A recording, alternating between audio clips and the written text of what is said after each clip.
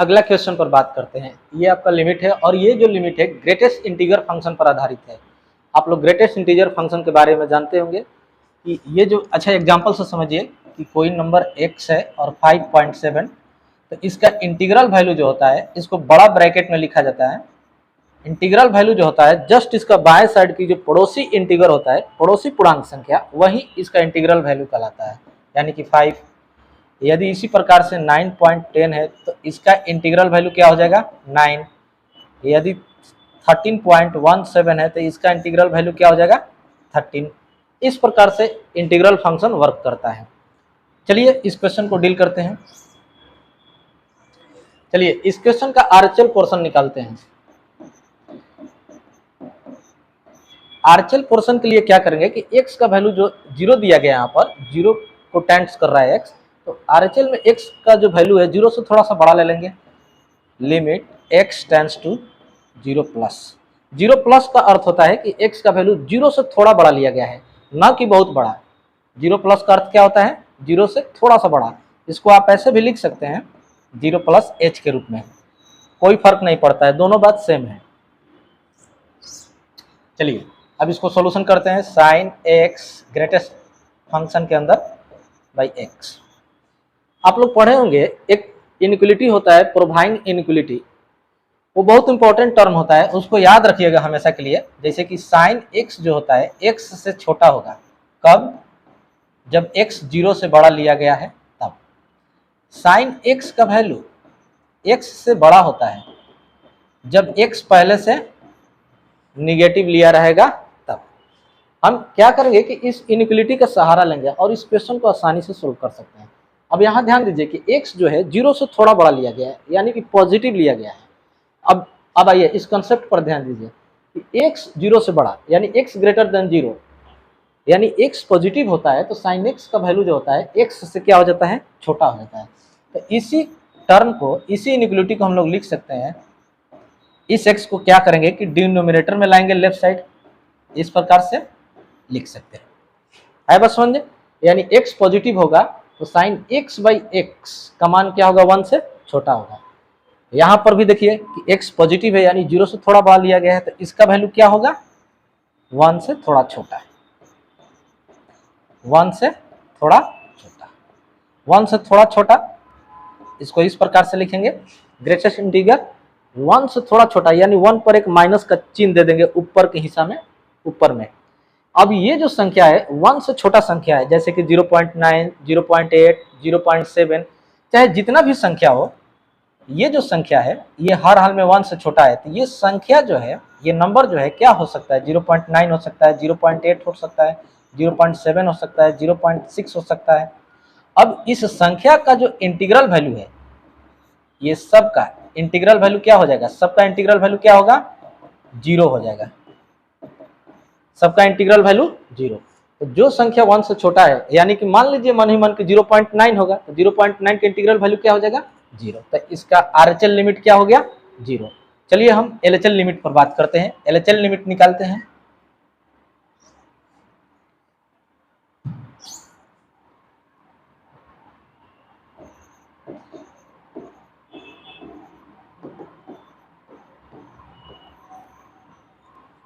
चलिए LHL limit निकालते हैं। एलएचएल के लिए क्या करेंगे कि x का वैल्यू 0 से थोड़ा छोटा लेंगे, यानी कि जितना हम राइट साइड गए हैं उतना ही लेफ्ट साइड आएंगे। तो एलएचएल बराबर क्या लिखेंगे, limit x tends to 0 minus, यानी x का वैल्यू 0 से थोड़ा छोटा लिए हैं, साइन x बाई x। अब यहां पर x जो है 0 से थोड़ा छोटा है, जब x 0 से छोटा होता है तो साइन x x से बड़ा हो जाता है। तो इस इक्विलिटी को ऐसे भी हम लिख सकते हैं, इसको हम बटा के रूप में लाएंगे, यानी जो आपका राइट साइड टर्म है उसको लेफ्ट साइड लाएंगे ऐसे। यहां पर टर्म, यहां पर एक बात ध्यान दीजिएगा कि साइन x x से बड़ा है, कब? जब x निगेटिव हो तब, यानी x का वैल्यू 0 से छोटा हो तब। इनइक्वालिटी में एक खास बात होता है कि पहले से ये भी निगेटिव है और ये भी निगेटिव है, x चूंकि निगेटिव है, तो जब निगेटिव संख्या से भाग दिया जाता है तो उस केस में इनइक्वालिटी का जो साइन है वो चेंज हो जाता है। आप एग्जांपल से समझिए, देखिए 5 जो है 2 से बड़ा है, जे ही इसमें निगेटिव साइन से मल्टीप्लाई करते हैं या डिवाइड करते हैं तो इनइक्वलिटी का जो चिन्ह होता है वो चेंज कर जाता है, यानी कि अब -5 जो है -2 से छोटा हो गया। यदि ऐसा नहीं करते हैं तो हमारा स्टेटमेंट फॉल्स हो जाएगा। यदि हम मान लीजिए कि निगेटिव चिन्ह से मल्टीप्लाई किए और चिन्ह को उल्टा ना किए, चिन्ह को चेंज ना किए, तो देखिए इस प्रकार से हो गया -5 ग्रेटर देन -2। अब आप लोग भी जानते हैं कि -5 -2 से तो बड़ा नहीं हो सकता है। तो एक बात हमेशा ध्यान रखिएगा कि किसी भी इनइक्वलिटी में यदि निगेटिव साइन से मल्टीप्लाई करते हैं या निगेटिव साइन से डिवाइड करते हैं तो इनइक्वलिटी का जो सिंबल है वो चेंज कर देता है। अब सोचिए ना, x निगेटिव है तो x तो पहले से निगेटिव हो गया, और जब x निगेटिव लिया जाता है यानी थीटा निगेटिव लिया जाता है तो साइन थीटा का भी वैल्यू निगेटिव में ही आता है। ये दोनों टर्म निगेटिव है, और जब भाग देंगे तो इनइक्वलिटी का चिन्ह जो है चेंज कर जाएगा। एक बात याद रखिएगा, तो x जब 0 से छोटा लिया, लिमिट x टेंड्स टू 0, जब x का वैल्यू 0 से छोटा लिया गया है तब साइन x बाई एक्स यानी इसका वैल्यू जो है 1 से छोटा है, इसका वैल्यू भी क्या है 1 से छोटा। तो 1 से छोटा कौन सी नंबर हो सकता है, 0.9, 0.8, 0.7। तो ये सारे संख्याओं का जो इंटीग्रल वैल्यू क्या हो जाएगा 0 के बराबर। तो LHL भी इसका 0 आया और इसका RHL जो पार्ट था वो भी 0 आया, तो इसका लिमिटिंग वैल्यू क्या हो जाएगा आंसर 0। चलिए नेक्स्ट क्वेश्चन पर बात करते हैं।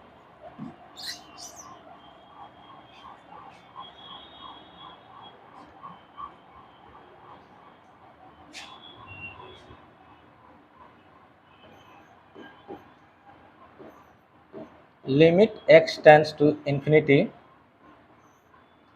x square plus 1 by x plus 1 minus ax minus b equal to 0, then a and b equal to, आपके पास लिमिट है और x जो है इन्फिनिटी को अप्रोच कर रहा है, यानी infinity x tends to infinity, कहता है कि इसका जो वैल्यू है वो 0 के बराबर है, तब आप a और b का मान बताइए। तो चलिए इस क्वेश्चन को थोड़ा सा सरलीकरण करते हैं, सिंप्लीफिकेशन करते हैं। आप लोग तो फ्रैक्शन का एडिशन जानते होंगे, उसी प्रकार से ऐड कर देना है, यहां से क्रॉस मल्टीप्लाई कीजिए। देखिए ax से x से मल्टीप्लाई कीजिएगा तो हो जाएगा ax स्क्वायर, फिर 1 से माइनस x से कीजिएगा तो माइनस x, इसी प्रकार से b से इसको करेंगे क्रॉस मल्टीप्लाई तो minus bx minus b by x plus 1, और इसका वैल्यू किसके बराबर है 0 के बराबर। अब हम लोग क्या करेंगे कि x स्क्वायर को कॉमन ले लेंगे इस टर्म और इस टर्म से, थोड़ा सा अच्छा लगेगा।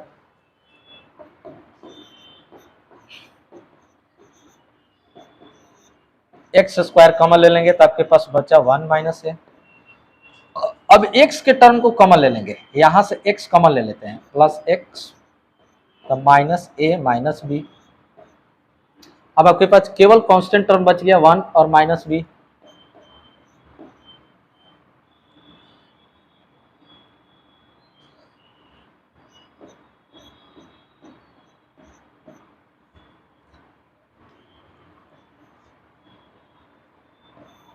By x plus 1 equal to 0।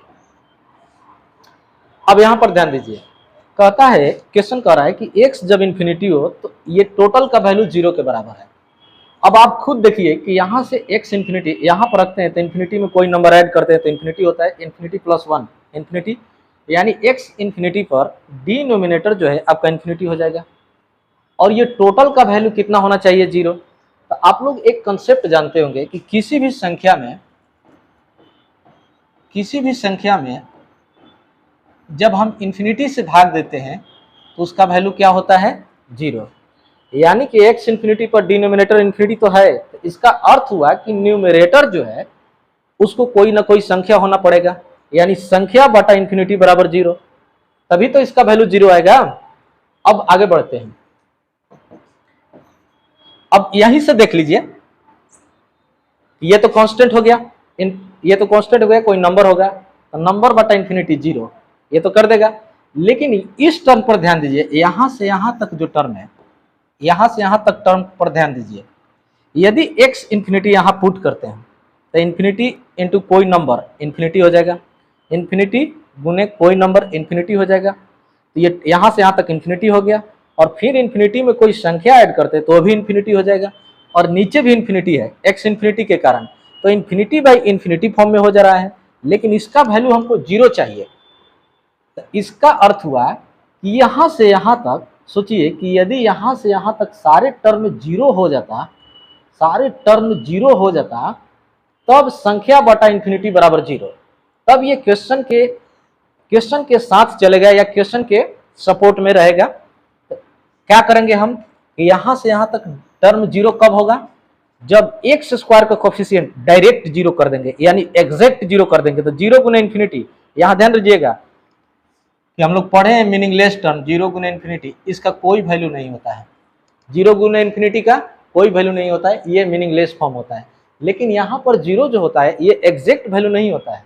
अब सोचिए कि ये एक्स स्क्वायर का कोफिशिएंट एग्जैक्ट 0 हो जाए तो इन्फिनिटी यदि यहाँ पुट करते हैं तो कुछ भी फर्क नहीं पड़ता है, ये भी टर्म 0 हो जाएगा, ये भी टर्म 0 हो जाएगा, और ये बचेगा कांस्टेंट बटा इन्फिनिटी बराबर 0। तो हम इसको लिख सकते हैं, यानी ये टर्म 0 होगा। इट इज पॉसिबल,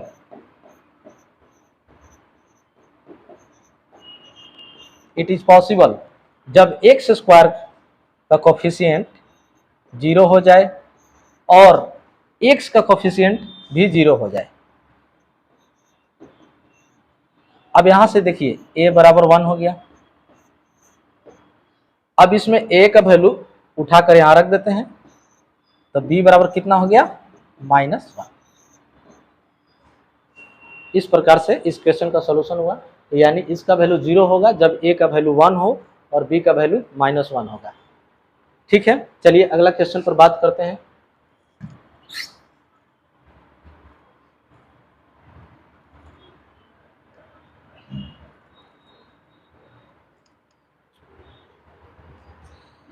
अगला क्वेश्चन आपके पास है, limit x tends to infinity x to the power 7 plus 8x square plus 3 by 5 minus 2x plus 6x के पावर 7। ये रेशनल लिमिट है, रेशनल पोलिनोमियल टाइप का लिमिट है, ऊपर भी पोलिनोमियल है और नीचे भी पोलिनोमियल है, और x इन्फिनिटी है। तो इस टाइप के लिमिट को सॉल्यूशन करने के लिए जब x पहले से इन्फिनिटी दिया गया है, तब जो x का जो सबसे बड़ा पावर वाला टर्म है, जो मैक्सिमम डिग्री वाला टर्म है, उसी टर्म से क्या करते हैं कि न्यूमरेटर और डिनोमिनेटर में हम लोग क्या करते हैं, भाग दे देते हैं, डिवाइड कर देते हैं। बस यही एक काम करना है। x टेंड्स टू इंफिनिटी क्या करेंगे, यहाँ x की पावर बड़ा है, सबसे बड़ा पावर से भाग देंगे, ऊपर और नीचे दोनों में, तो यहाँ भाग देंगे तो यहाँ पर 1 हो जाएगा।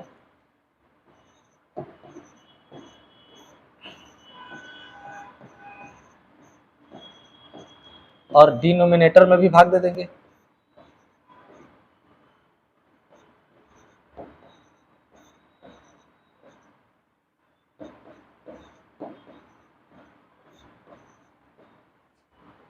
क्या करेंगे हम लोग, जब x इन्फिनिटी हो और लिमिट पोलिनोमियल फॉर्म में हो और न्यूमरेटर और डिनोमिनेटर दोनों पोलिनोमियल हो, तब की बात है। तो हम सबसे बड़ा पावर वाला जो टर्म होता है उसी से क्या करेंगे, न्यूमरेटर और डिनोमिनेटर में भाग दे देंगे। हमने भाग दे दिया। अब यहाँ ध्यान दीजिए कि x कैंसिल हो गया, x के पावर 7 x के पावर 7 कैंसिल। आगे बढ़ते हैं, यहाँ x स्क्वायर, यहाँ x के पावर 7 है, तो 2x कैंसिल हो गया, तो बचेगा आपके पास 8 इंटू एक्स के पावर 5 प्लस 3 बाई एक्स के पावर 7। अब यहाँ ध्यान दीजिए, यहाँ तो कुछ कैंसिल होने वाला नहीं है, यहाँ से एक x कैंसिल हो जाएगा, बचेगा -2 बाई एक्स के पावर 6 प्लस 6। सॉरी, यहाँ इन्फिनिटी है। अब यहाँ ध्यान दीजिए, अब क्या करेंगे कि x का वैल्यू जहाँ जहाँ x है वहाँ पुट कर देंगे। 8 बाई एक्स के पावर 5, तो किसी भी संख्या में इन्फिनिटी से भाग देते हैं तो वो टर्म 0 हो जाता है। और इन्फिनिटी के पावर कुछ भी हो इन्फिनिटी ही रहेगा, यानी कि 8 बटा इन्फिनिटी के पावर 5, इन्फिनिटी के पावर कुछ भी हो इन्फिनिटी ही रहता है, और संख्या बटा इन्फिनिटी 0 होता है। इस कंसेप्ट को याद रखिएगा, किसी भी संख्या में इन्फिनिटी से भाग देते हैं तो उसका वैल्यू रिजल्ट 0 हो जाता है। तो ये टर्म 0, ये भी टर्म 0, ये भी टर्म 0, ये भी टर्म 0, आपका आंसर जो बचा 1/6 बचा। तो इस क्वेश्चन का लिमिटिंग वैल्यू क्या हो गया? 1/6। एक चीज ध्यान दीजिए कि यहां से एक ट्रिक निकलता है कि जब x इन्फिनिटी हो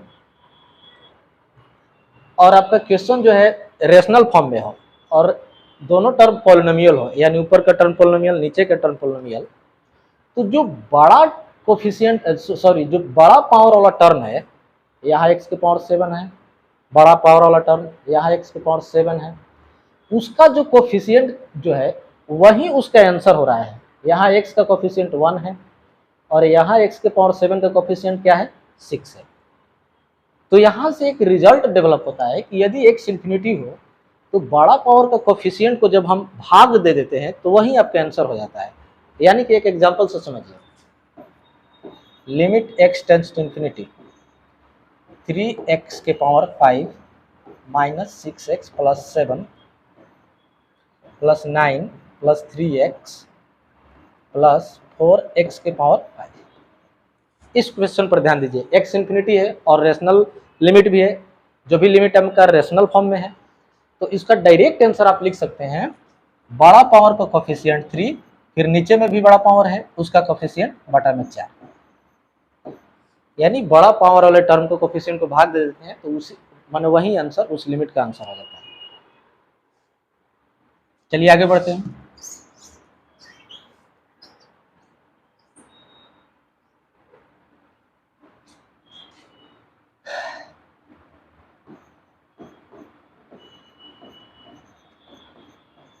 ये याद रखिएगा,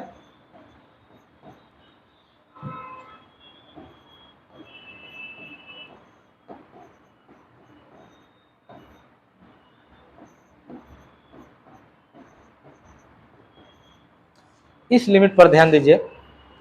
आप x के पावर 7 से आप क्या कीजिएगा, डिनोमिनेटर और न्यूमरेटर में भाग दीजिएगा, जो भी आंसर आएगा आएगा।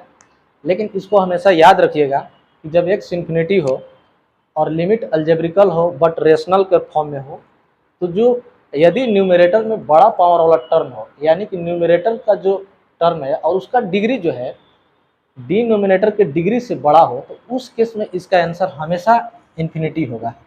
उस केस में आंसर क्या होगा? हमेशा इन्फिनिटी। यानी न्यूमरेटर का पावर यदि बड़ा होता है डिनोमिनेटर से तो उसका लिमिटिंग वैल्यू क्या होगा? इन्फिनिटी होगा। जस्ट इसका उल्टा एक आंसर होता है, लिमिट होता है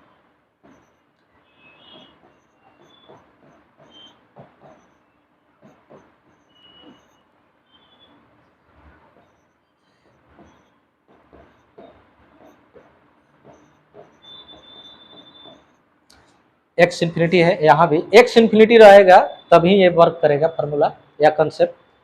यदि नीचे का जो यदि नीचे का डिग्री बड़ा हो, यानी डिनोमिनेटर का डिग्री बड़ा हो न्यूमरेटर के डिग्री से और x इन्फिनिटी हो, तब उस केस में लिमिट का वैल्यू क्या हो जाएगा?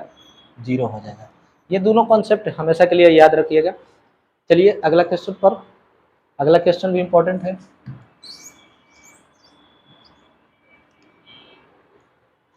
एक क्वेश्चन है आपके पास, limit x tends to 0 log x base में, इसका लिमिटिंग वैल्यू क्या होगा?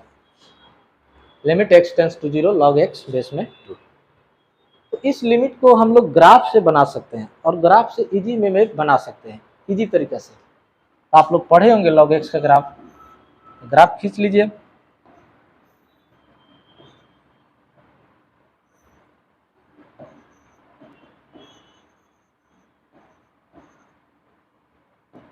log x इंक्रीजिंग कर्व होता है और x एक्सिस को 1,0 पर कट करता है।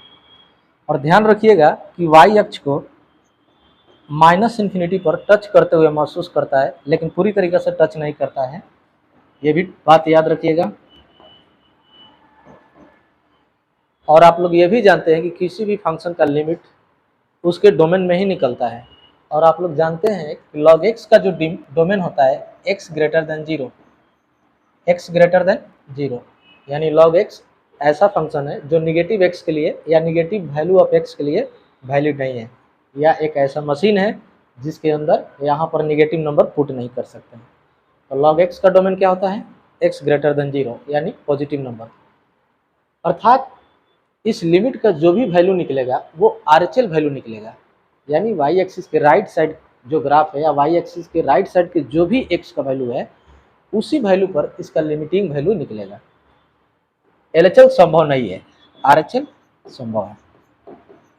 RHL बराबर, RHL में क्या करते हैं, जो वैल्यू दिया जाता है उससे थोड़ा सा बड़ा वैल्यू लेते हैं, 0 प्लस, यानी x का वैल्यू पहले से 0 है तो हम लोग क्या करेंगे कि x का वैल्यू 0 से थोड़ा सा बड़ा ले लेंगे।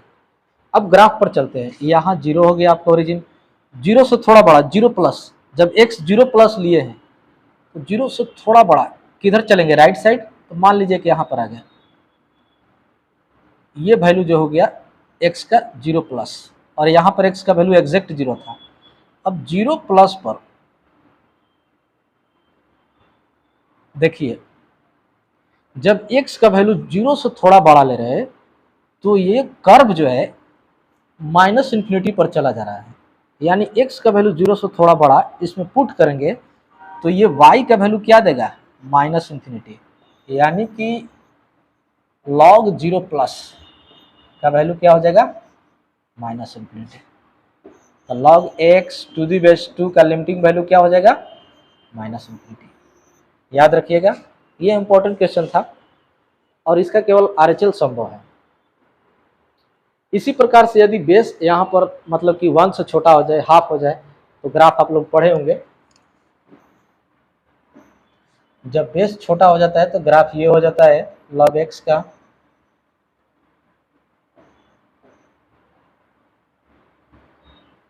चलिए इस पर एक क्वेश्चन भी दे देते हैं, limit x tends to 0 log x base में हाफ। ये जो बेस है 1 से छोटा है, जब बेस 1 से छोटा हो जाता है तो log x का जो ग्राफ होता है वो डिक्रीजिंग ग्राफ हो जाता है, यानी कि डिक्रीजिंग कर्व हो जाता है, लेकिन ये भी 1,0 पर ही कट करता है, x एक्स को क्या करता है, 1,0 पर ही कट करता है। और डोमेन तो आप जानते हैं कि log x का डोमेन x ग्रेटर देन 0 होता है, तो जाहिर सी बात है कि इसका भी RHL वैल्यू जो होगा इसका केवल RHL लिमिट होगा। RHL लिमिट के लिए क्या करेंगे, x का वैल्यू 0 से थोड़ा बड़ा ले लेंगे, 0 plus log x to the base 2। तो जब ही हम x का वैल्यू 0 से थोड़ा बड़ा लेंगे, मान लीजिए यहाँ पर थोड़ा सा बड़ा, तो y का वैल्यू क्या मिलेगा, प्लस इन्फिनिटी, यानी log x का ग्राफ कहाँ पहुंच जा रहा है, प्लस इन्फिनिटी पर, यानी कि log x में जब बेस छोटा हो, 1 से छोटा हो, तब जब 0 से थोड़ा सा वैल्यू बड़ा लेते हैं तो इसका वैल्यू क्या हो जाएगा, प्लस इन्फिनिटी, जब बेस छोटा हो तब। इस पर कुछ रिजल्ट भी होता है, इसको हमेशा के लिए याद भी रख सकते हैं आप, limit x tends to 0 log x base में a, जब बेस 1 से बड़ा हो तब इसका लिमिटिंग वैल्यू हो जाएगा माइनस इन्फिनिटी। कब, जब बेस 1 से बड़ा हो तब।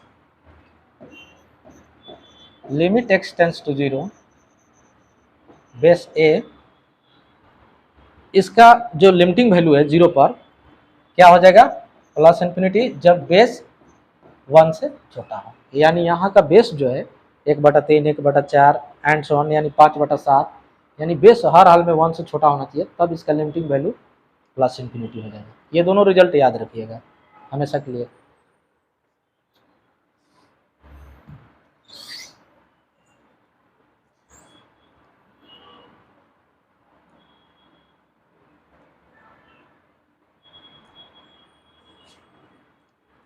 ठीक है, हम लोग अगले वीडियो में और भी अच्छे अच्छे क्वेश्चन बनाएंगे और अच्छे क्वेश्चन का सॉल्यूशन करेंगे।